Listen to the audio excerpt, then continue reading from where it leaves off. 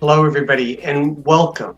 If you are watching this, you are watching me do the show live, but not in studio. But it has been recorded on Tuesday, May 4th, 2021, and you are watching Progressive Radio on television. Thank you very much. We're using an interesting new format for this edition due to pandemic restrictions and other unforeseen circumstances relating to cars.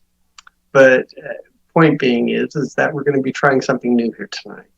I'm going to take a few moments here, and I'd like to just talk about what's going on in our world and where we are at here locally and nationwide, statewide and nationwide. Make some comments on a few things. And then also we have an interview with a guest by the name of Shawnee Harris Bagwell. And I'm really looking forward to you seeing that interview. We're going to be talking about systemic racism. And it's such a huge topic, and it's so topical at this point with the new awareness, especially with what's been going on with George Floyd and Black Lives Matter. Quite frankly, I don't think people understand what systemic racism is or how it affects us on a day-to-day basis. And so I wanted to bring somebody in here much more knowledgeable than me on the topic, and to help edify us as my audience, and maybe you can walk away with this with a different perspective. So that interview will be coming up here shortly. So much going on in the world right now, and the one thing that I don't have to worry about is who is at the controls of the nuclear button. Isn't that wonderful to be able to just relax and know that Joe Biden is in there and we have competent leadership running our country? To me, it's such a relief to be able to have the confidence and the knowledge and the assurance that everything will be going to heck in a handbasket as it began to do with the Trump administration, culminating in the insurrection on our Capitol on January 6th.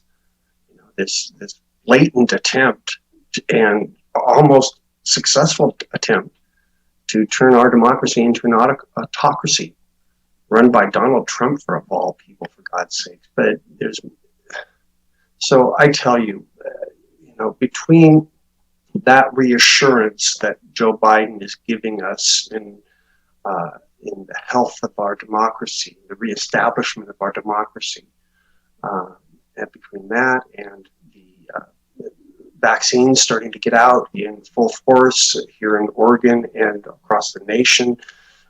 As you may know, Joe, of course, had committed to get 100,000 shots in arms within the first 100 days, and he was able to double that to 200,000. I mean, the man is focused. He understands the power of the government to be able to affect positive change for our citizens, and the fact that the realization is that we need it right now. I loved how blunt he has been of late to repudiate the past failed systems of economic systems. Like, he actually called out trickle-down economics is not working. That is amazing. And that's what's even more amazing is that it is the whole foundation of Republican and, quite frankly, Democratic Party economic policy. And so for us to have this fundamental shift in how we are being, how we look at things, and what the role the government can play, I think it's a natural extension. We're at this pivot point in our society, in our democracy right now. Same sort of a pivot point that FDR was at when it came to his economy and his ability to use these grand ideas of the role of government to be able to help its citizens and to be able to better our country and to be able to be that moral center in that castle on the hill, if you will. I think that's what it's called. But the point is, more importantly, that Joe is grasping the brass ring right now, and he is making every effort to utilize the power of our government to better our lives. And it's not just necessarily a political calculation on his half. It's a moral obligation, necessarily from the 40 plus years of experience working in Congress, but his base foundation as a practicing Catholic. So it's a moral obligation to help all without judgment. That's what Jesus taught. So that's kind of what he's following, what I follow, and there's no political, there should not be political dogma or political motivation behind religious belief. It should be the other way around. There should be religion, in the sense of those values and those morals guiding you to make good policy that helps others. And so that's what Joe Biden is doing. And it's been very impressive to me. And I think many progressives out there in the world see this now and are just pleasantly surprised. Who would have expected in 2020, during the heat of the campaign, what Joe Biden would be doing right now? Well, I did, in the fact that I backed up Joe Biden extremely early into 2020, but most people did not, because they didn't realize that, and that's cool. But here we are. And so we need to, I tell you, we are at a pivot point in our government. We're at a pivot point with this pandemic. At this point in time, right now, we're under new stricter, we went back to strict restrictions here in Multnomah County. There have been increases, deaths. These new variants are infecting more people, and they're affecting younger people now. It's not the older people. The older people are starting to get vaccinated, and so it's not as much of a crisis situation, but the younger. And so we have to be encouraged to just get the vaccine. And I do want to share this with you folks real quick. This is an image that I shared on Facebook, and I think it kind of epitomizes the challenge that we're having here right now here in Oregon. Here, let me grab that. There we go. Okay, so I can screen share that. Sorry about that. Technology delay. But here we go. This is a meme that I found on Facebook, and I wanted to share with everybody. This is one of those memes where you've seen. I think this is from some show. And it kind of speaks for itself. People that ignore the COVID safety or refuse the vaccine are transposing their responsibility onto Kate Brown. How could Kate Brown do this to us? So I share that just to make my point. Please get your vaccine. Get your vaccine shot.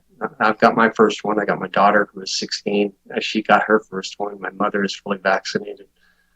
And thank God for that. I'm glad that we're, as a family, being able to hopefully get through all of this unscathed. But I know that there are so many people out there that have not. And that's who we're thinking of here. So see what you can do, folks. It's so darn important that we do this as a society to get through this so we can get back to normal. Lord only knows I want to go to a Blazer game really bad. There's been a debate on that here lately because, the Portland Trail Blazers and Moda Center, because of these restrictions, they can't have crowds at the Moda Center.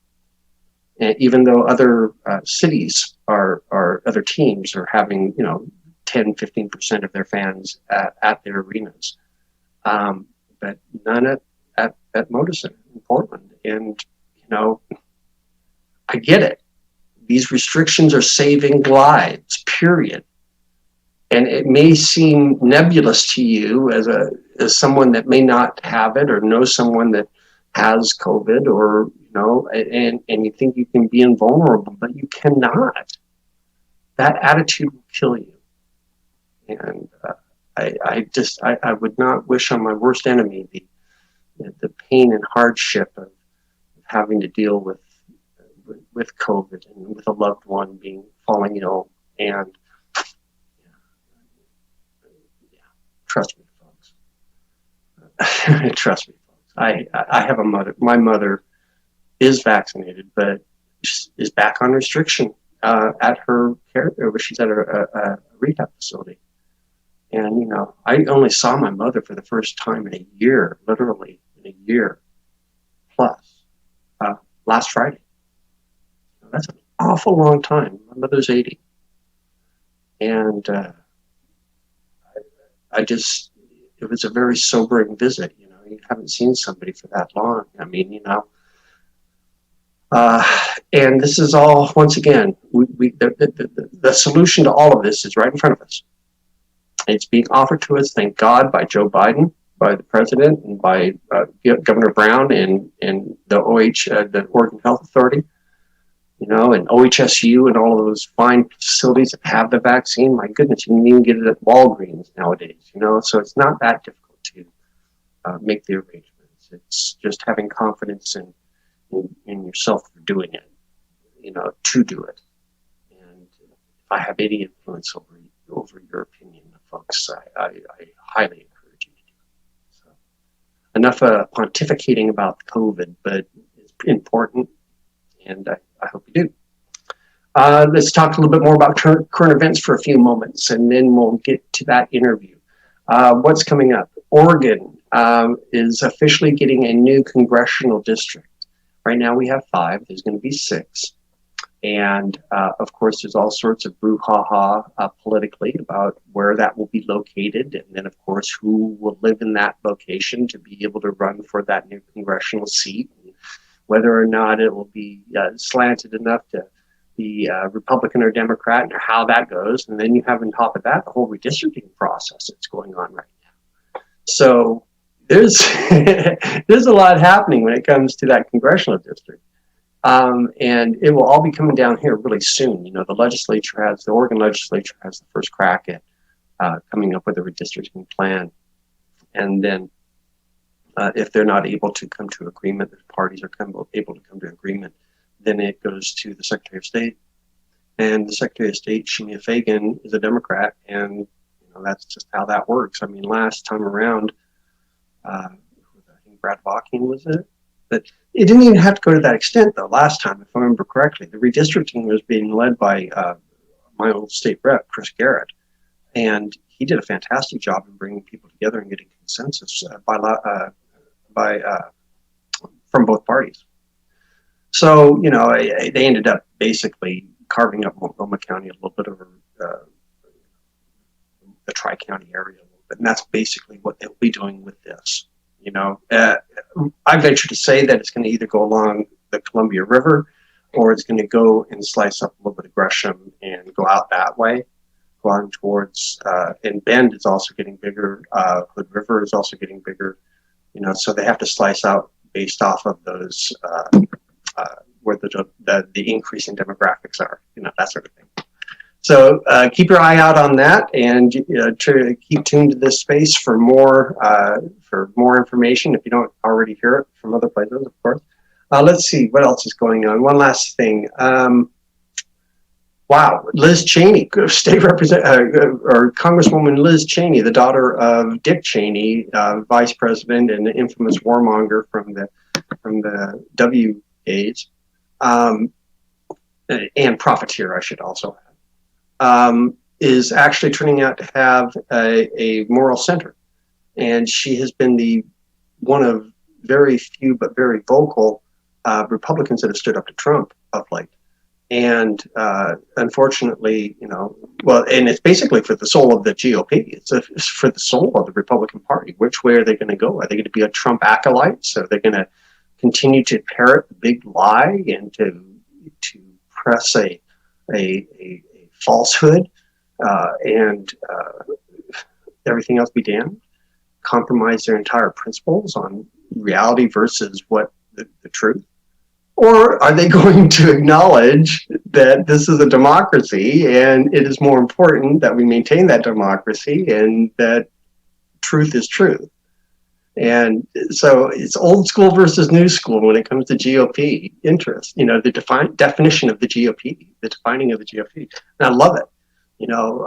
Quite frankly, I predicted this a long time ago that the introversion or uh, the destruction of the GOP through self-annihilation, the discord that was causing it. And quite frankly, that could have happened to the Democrats just as easily, but the Republicans they bought it and they went all in with it, and and they're stuck with it now.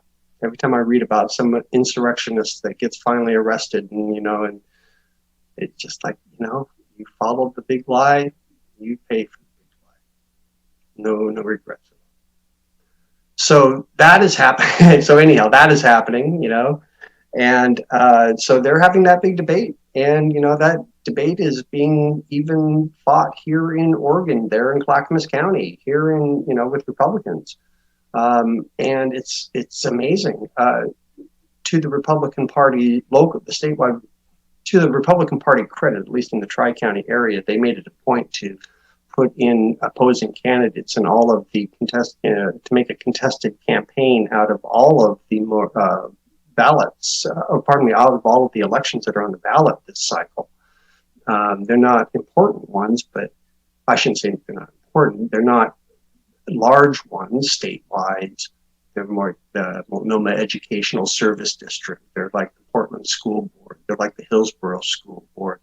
They're like the Reynolds. And so, point being is that they're playing small ball in the sense that they're at least making sure that there are opponents out there for the Democratic, or not, I shouldn't say Democratic leaning because it's not partisan, but towards those more progressive or liberal minded people that are already in office. So and also they're just positioning themselves. You just never know. In those smaller races, in those smaller elections, those smaller races, an unknown can very easily win. And if you don't know that person has that history or has that philosophy or attitude towards politics, and and believes the big lie, that's a heck of a my goodness. Look what happened in Clackamas County. Tootie Smith. There you go. Tootie, she believes the big lie. And by the way, a tip of the hat to the folks at the recall. I know that they're gathering signature. They're getting ready for it. It's 6 months after she is elected, so it's not going to be until June before they can make anything official. And I just wish them well. I really do wish them well. So, gosh, there you go. There's life summarized in 15 minutes or so with Moses Ross. I'm really looking forward to you watching this interview with Shawnee Harris Bagwell, and my discussion with her about systemic racism. And I hope that you're able to take a few nuggets out of it, and that your perspective and your actions can be affected by her information. So thank you very much.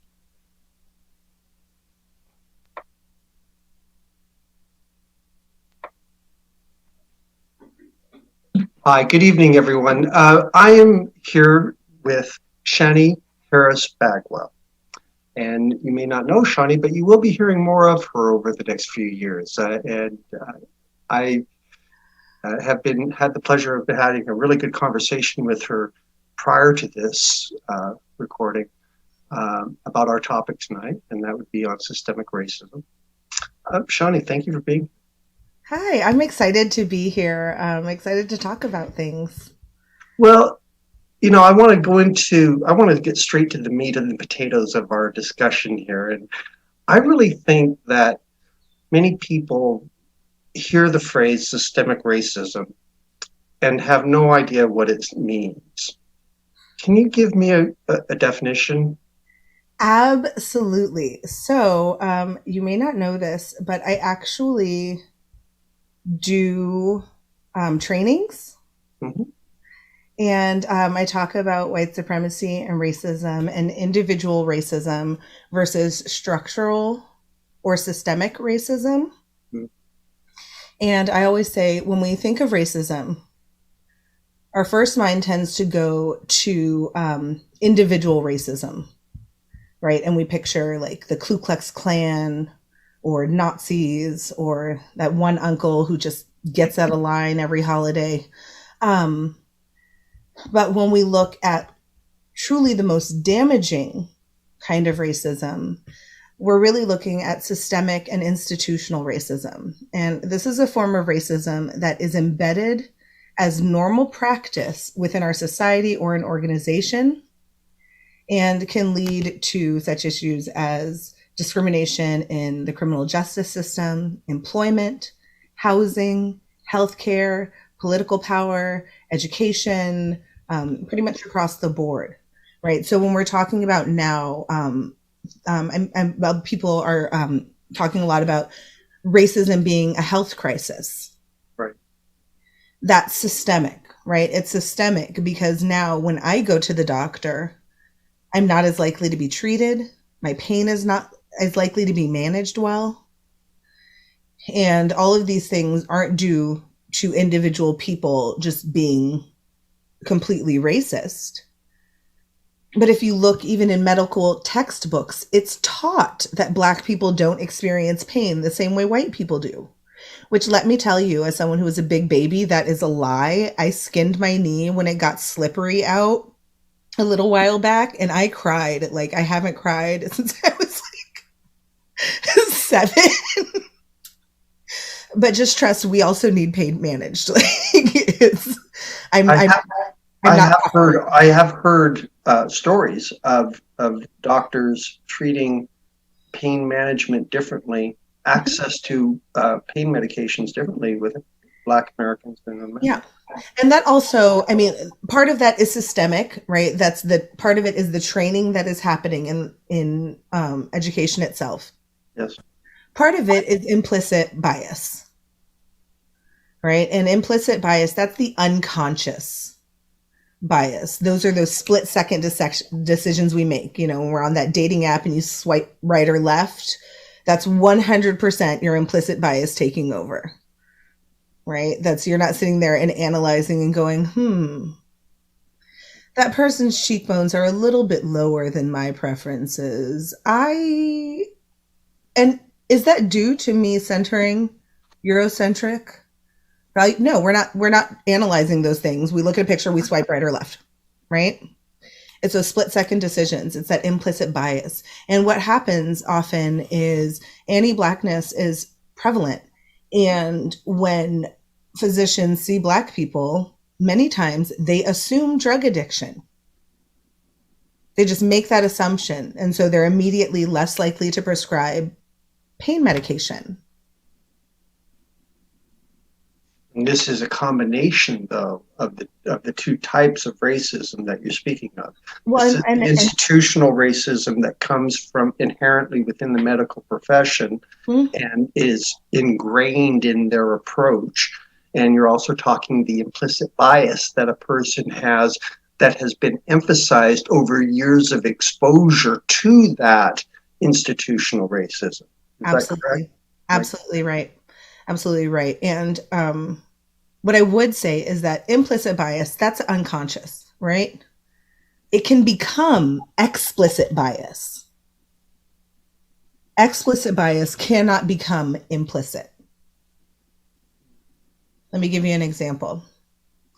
If you're my boss and you just haven't been assigning me any lifting or anything, right? You just haven't been doing it. And I come up to you and I was like, hey, you haven't assigned me anything that requires any heavy lifting. And I'm very strong. I can squat a full grown man. I'm very capable. Is it because I'm a woman? And if you stop and go, you know what? I think it may have been, and I'm sorry about that. I'm going to absolutely assign you, those same things. I'm sorry. Right? That's implicit bias being recognized and changed. Now, if I came to you and I was like, now, was that because I'm a woman? You're like, oh, I think it was. And then you continue to not assign me those tasks. that's when your implicit bias has become explicit, right? Because you've acknowledged it and continued it. How much now, and that's the fine line, isn't it? That's the watermark in our society, isn't it? Is when you cross that line from the implicit to the explicit. It's okay. I always say it's okay not to know. We're human beings. We all make these judgments. I use this example. I teach this stuff, and I still I was watching a hearing with my friends, as everyone does. I'm sure we all sit around and watch legislative hearings in Zoom parties with our friends. No one does this. Policy wonk. But we were, and this gentleman came up to give his testimony, and immediately I was like, oh, here we go. And he started talking, and he was saying just the most amazing things. I agreed with everything he said. And I immediately looked at my friends and said, I think I prejudged him based on race and sex and age and appearance and perceived socioeconomic class. And I just I was like, all the things. I did all the things, guys. I did it. I did all the things. I absolutely made assumptions. We all do it.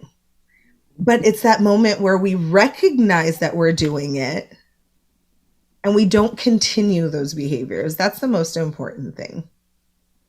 And so taking that next step of understanding why you're doing it and changing the behavior, I imagine that's the real pivot point for many people, and the enlightenment point. Yeah. We're doing that. It's hard to admit, you know what I mean? It's not easy to be like, oh, I looked at this person and I judged them based on their age, their weight, their height, their looks, their perceived socioeconomic status, their race, their sex. I did it. Okay, just to give the extremes, what is the example? What is the outcome of this explicit bias or this implicit bias issue? And then also tell me the other side of it. What would be the best case scenario for it? I mean, this was a low stakes case, right? I had no interaction with this person. I was, I was not in any actual direct interaction with this person. Although I'm sure if I stopped and thought about it for even a brief moment, I could think of several examples where I did prejudge people and make assumptions. And I have a great one where I put my whole foot inside of my mouth.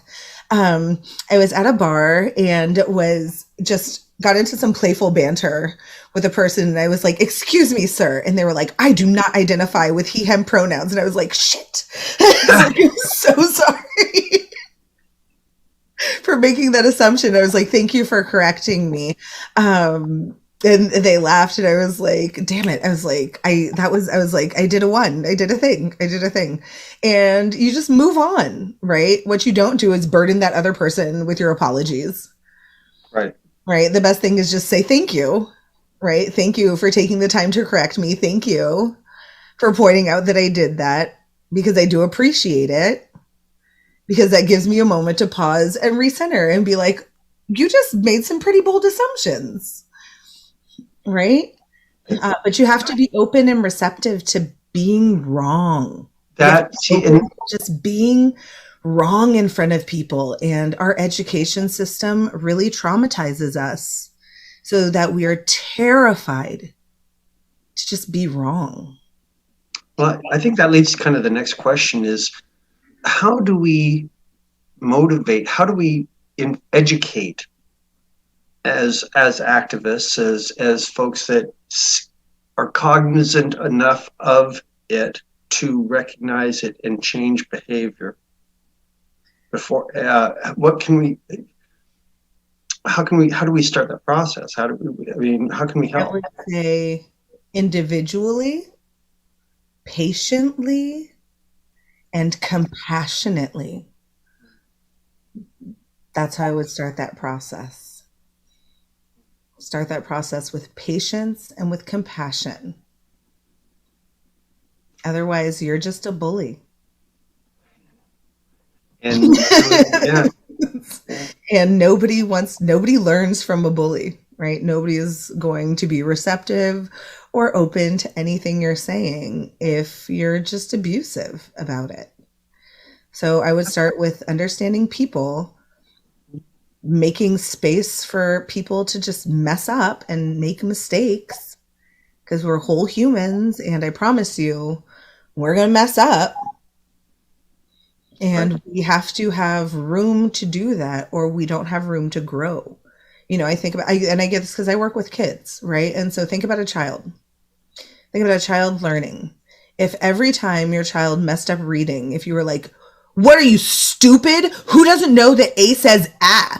Oh my God, it's 2021 and you don't know that A says ah?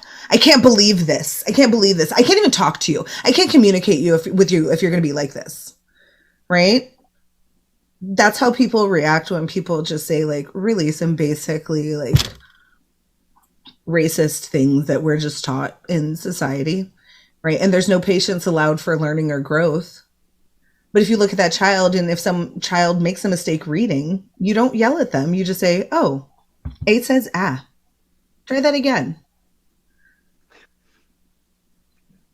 We need to. And I think that I think we get so constrained by our tribe. Our tribes tend to solidify our opinions. They reemphasize it on a daily, minute by minute basis. If you're on social media, Yeah.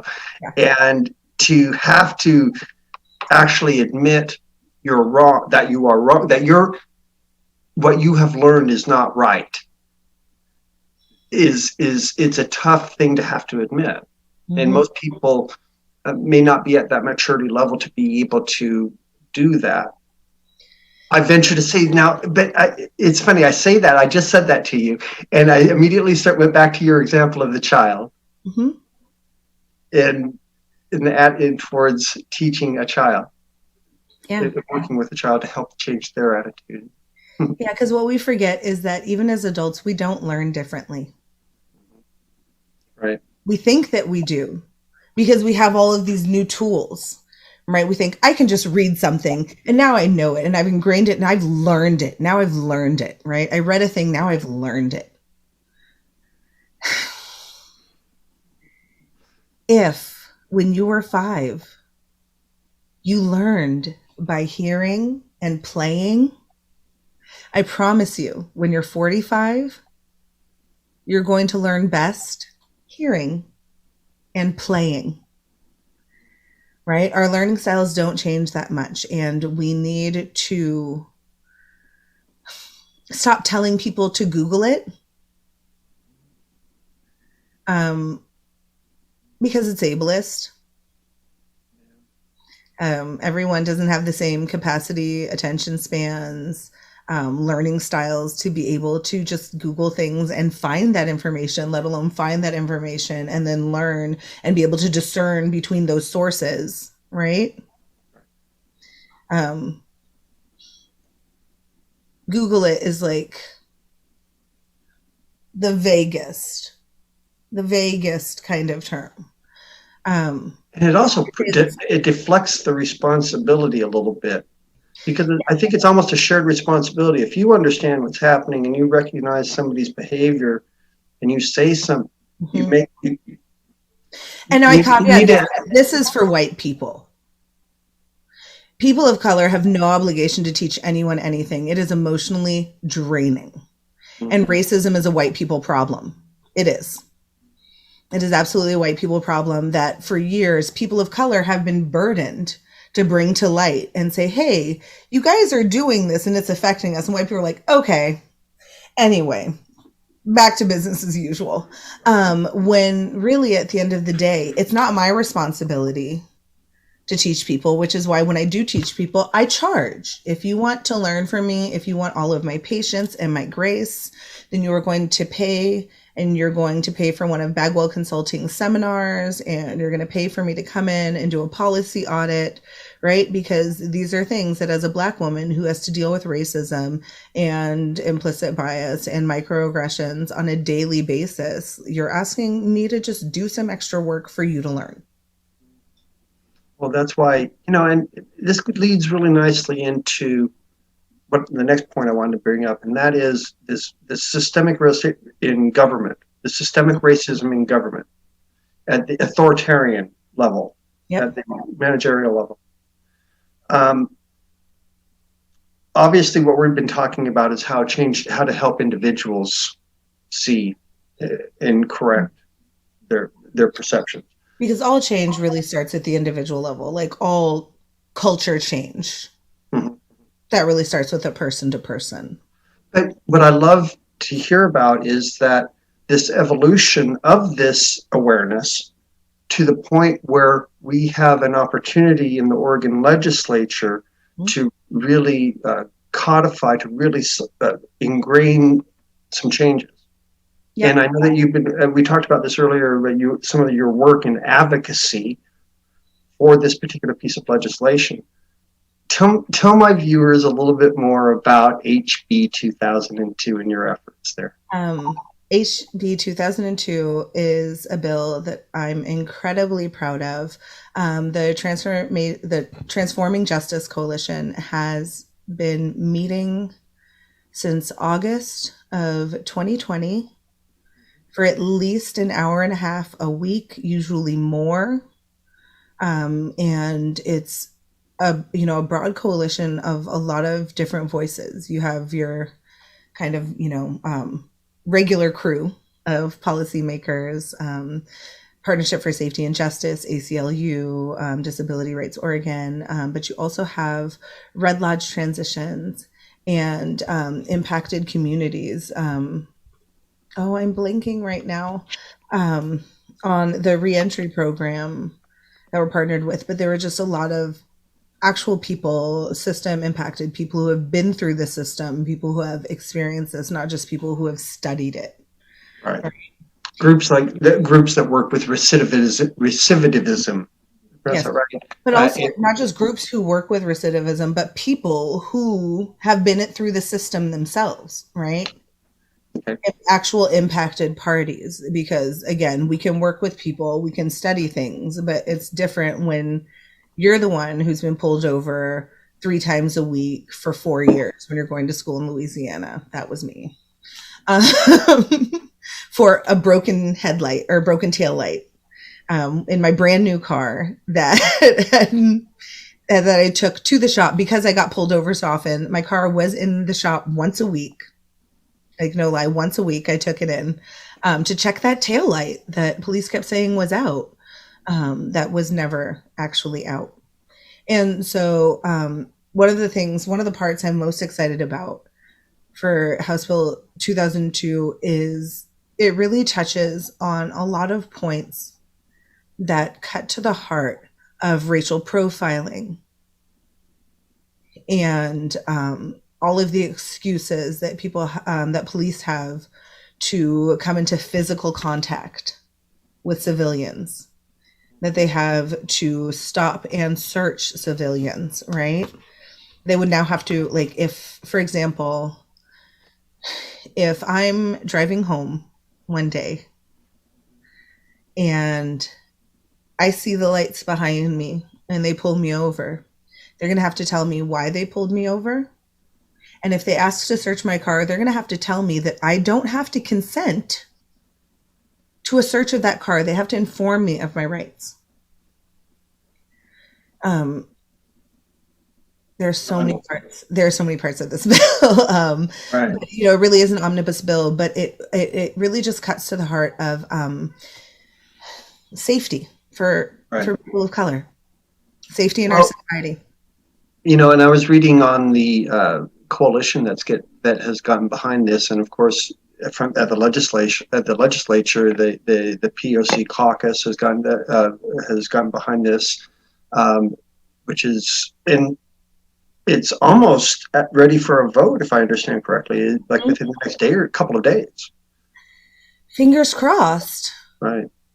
Fingers crossed. But with this part-time legislation that we have, with these over 3,000, close to 4,000 bills that we have on the table, that's a whole nother issue.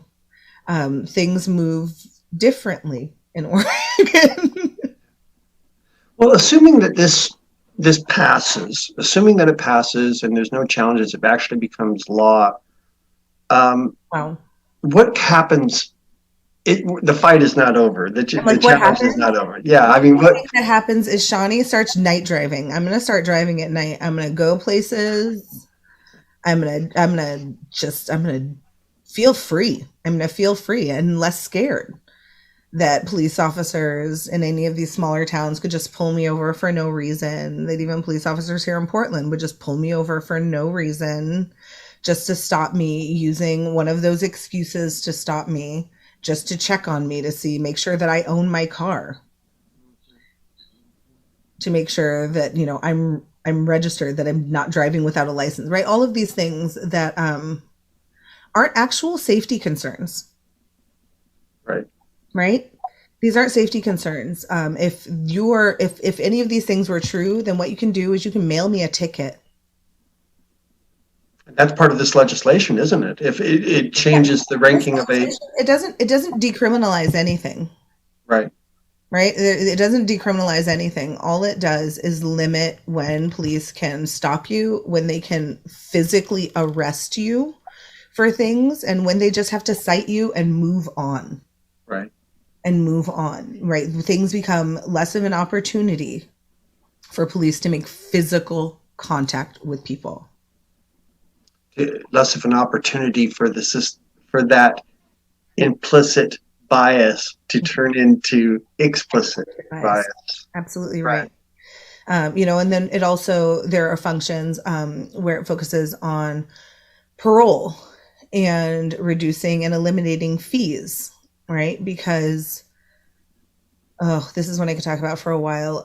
When people are released, right, they've served their time. We've said as a society that you have served your time, but then we also say, but not quite. First of all, you owe us a bunch of money.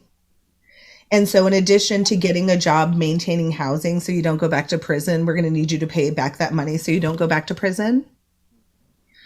But what parole really becomes is a trap to send people back to prison. And we want to eliminate some of these, I call them toe grabbers. When I used to go hiking with the little one that I nanny for, we would always say, watch out for toe grabbers, right? And those are just like the roots that are sticking up just enough that you can fall over them. They're toe grabbers. They make you think that you're walking along fine, but at any moment you can fall and you'll be right back in the system. And once again, what we're speaking of here is a parolee, someone who has paid has gone through the process. They are out. They're on parole, and the institutional obstacles, if you will, are so challenging. You know, are unrealistic. Yes. Can be unrealistic to fall through on. Yeah. Especially if you've been in a jailed environment, a prison environment where everything is completely structured.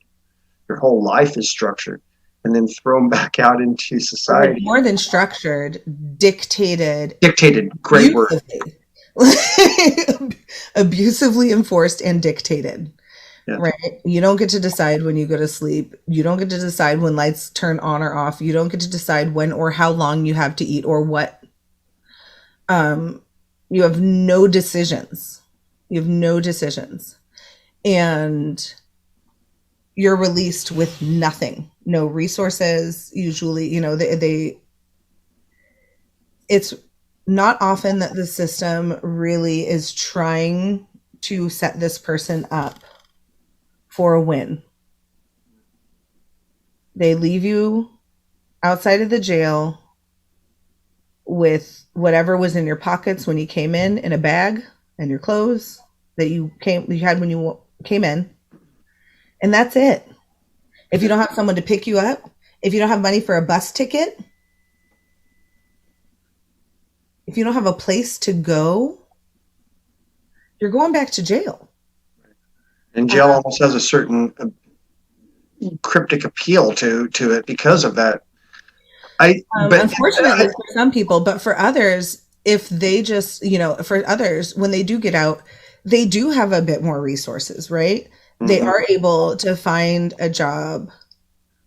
But if all of your money is going to paying back those fines fees, and fees, right? how am I going to pay my rent and keep sustaining myself in a way that I know is going to keep me out of prison, right? How am I going to move forward? And then if they show up to my job that I now was hard to get, right? Because I have a record. So it's not like I just got a job easily. Right. And now I have people in like camo with guns showing up to my workplace. How long am I going to have that job? And if I don't have a job, I'm going back to prison.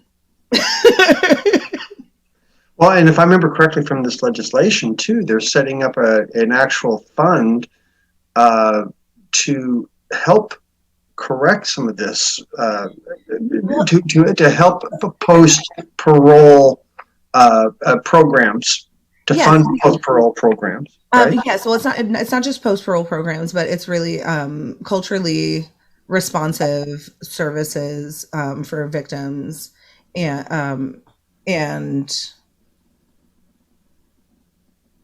I don't want to call them convicts, but people who have been released from prison because I also know how the system works. And I know that everyone who is convicted of a crime is not necessarily a perpetrator, right? The lines between victims and perpetrators are sometimes very thin, especially when we're talking about women in prison. Those lines become paper thin. Especially given the types of convictions that have put people into prison in the first place. Mm-hmm. If they're drug-related crimes, that sort of thing. Yeah. Yep. I understand. And so I use, when I say perpetrator, I'm always very careful about how we talk about people because a lot of these people are hurt people who need help. And we don't have a system that's designed to help. We have a system that's designed to just beat and punish and punish and punish. And when the system thinks that it's punished you enough, then it's going to punish you some more. You know, we were talking earlier about the 1992 decision of Bill Clinton and the super predator and the crime bill that was passed back then that Joe Biden has since apologized for involvement in, et cetera, et cetera, et cetera. I mean, and I've been pondering it. I pondered that a little bit after we talked as far as the intentions of the people that passed that legislation in the first place. It was not, their intention was not to have this unintended ripple effect of criminalizing an entire generation of kids. Or I think the intention, I find it difficult to question their intentions, but I don't think they thought it out very well. And then you have that systemic racism that was inherent in the strategy. Well, and I'm going to say just flat out that there was also some individual racism inherent in that strategy. Right. There was also a lot of individual racism because I'm going to say it. Unpopular opinion. Here's why I wasn't a Hillary fan. She ran a deeply racist campaign against Obama during her primary in 2007, 2008. It was a deeply racist campaign that, coupled with her history of calling Black children super predators, right? And these kinds of things. These aren't one-off situations, and Hillary's not the only one, right? There's Bill Clinton has said some things. A lot of people have said things. And this, I feel, speaks more to the fact that we do not address individual racism, and we often dismiss it. And we're also quick to talk about intentions as if they matter. I'm going to drop a bomb. Intentions don't matter at all. I always use the example of I'm playing soccer in the street with my friends, right? And I'm going to make a goal, but the ball flies through a window and shatters it. I knock on the door and that person's like, "You broke my window. There's glass everywhere. I cut my foot." And I go, "I'm sorry. I just meant to make a goal." And then I leave.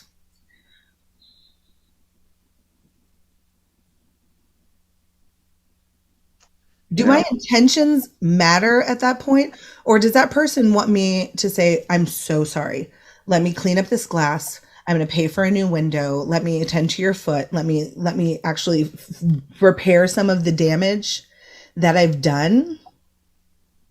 And then let me do everything I can to fix it," right? To fix the situation. That's the impact. I deal with impacts. Because I don't know if anyone else heard this phrase growing up, but the road to hell isn't paved with bad intentions. That's right. The road to hell is paved with good intentions that create bad impacts. And so we have to deal with those impacts. And I think, fundamentally, I mean, what we're talking about here is a Democrat who, in the definition of a Democrat, a member of the Democratic Party, is tolerant, is accepting, is. When I say Democrat, okay, because they were not Democrats. Well, okay, and that's another. We will have that discussion. I want to have that discussion with you because you've given me something. I've been thinking about that, and I think it's worthy of a good 30, 40-minute discussion, quite frankly. What is a Democrat and how have we defined it? Where do we go from here now that Bidenism is taking over, just like FD is pulling an FDR? Right. So I'd love to have that conversation with you. But let's bring this back around to the end result, what we are doing right now. Mm-hmm. So here in Oregon, with this law passing, tell me, what do you think? Give me your best case scenario about what happens here. Where is it going to help us go from here? Where is this legislation going to help us go from here? I always use the analogy of playing Jenga, right? Where if we look at our system and we look at structural racism, it's like this giant steel-beamed Jenga tower that we cannot push over. Legislation like House Bill 2002 lets us take a piece. And it lets us take another piece. And what this does is it starts to shift that Overton window of what is possible in legislation until we can start to take enough pieces to weaken this structure and then use those pieces to rebuild something that actually supports all of us. And that's what HB 2002 allows. It allows us to take some big Jenga pieces out, and it allows us to really start to shift some things, which later will allow us to go back in, take a couple more pieces. Because this is a long game. We're not going to end racism tomorrow or the next day, or in my lifetime probably. That's not realistic. But what we can do is change the laws, right? We can change the laws so that individual racism, I always say, I don't care if you walk up to my face calling me nigger, nigger, nigger. What I do care about is if you deny me a house loan. I care about that. What I do care about is if you block me from a job. That I care about. What I do care about is if you're arresting me for entering my own home. That worries me. So individual racism, that's bad. But I'm not as worried about that as I am about structural racism. And we need to start to take apart those structures. We need to start to dismantle some of those structures and build something new. Someone just made that stuff up. We can make up new stuff, y'all. Well, I will say this. I look forward to helping you get that next piece out of that Jenga puzzle. And Shawnee, I really enjoyed this conversation. I'm looking forward to my next one with you. And good luck in your advocacy in getting the House Bill 2002 passed. Thank you so much. And thank you for just giving me an opportunity to come and chat your ear off. I love it. Thank you very much. We'll talk soon. Thanks. Thank you. Bye.